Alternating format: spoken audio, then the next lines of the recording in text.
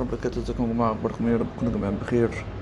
نبدأ الفيديو ونقول نصلي على حبيبنا المصطفى صلى الله عليه وسلم. الله صلى الله وسلم وبارك على سيدنا محمد وعلى آله وسلم تسليما كثيرا. اللهم آمين يا رب العالمين. صلى الله عليه وسلموا تسليما. اللهم آمين. أنا طبعا البوت عندي مش راضي يفتح لأن أنا عندي مشكلة، فأنا هشرح لكم البوت بتاع البيكسل تاب.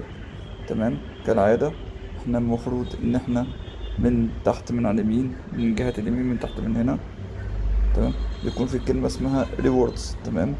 الكلمة دي احنا بنضغط عليها فبيطلع لنا، تمام، بيطلع لنا اماكن الكروت. خلي بالكم يا جماعة، البيكسل تاب لازم الكروت بالترتيب، لازم الكروت بالترتيب. يعني الكارت ده كارت رقم واحد، الكارت ده بنضغط عليه ضغطة ونسحبه نحطه هنا. تمام، ده كده واحد. جميل. الكارت ده رقم اتنين، بنسحبه نضغط ضغطة ونسحبه هنحطه هنا. يعني فاهم الفكرة؟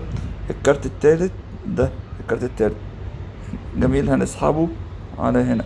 الكارت الرابع وهو الكارت ده بنسحبه على هنا، وبيظهر لنا كلمة هنا اسمها تشيك. تمام. بنضغط عليها فبيدينا المكافأة اليومية بتاعتنا. جميل. الكروت لو ما تحطتش بالترتيب او لو في غلط في الكارت انت بتخسر قيمة الكارت. فانا يعني عاوزكم تمشوا بالترتيب زي ما انا شرحت. مرة تانية، اي استفسارات اي حاجة، رقم واتس تحت الفيديو.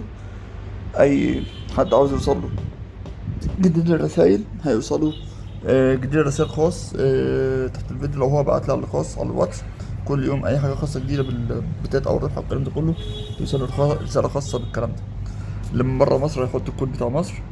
السلام عليكم ورحمة الله وبركاته.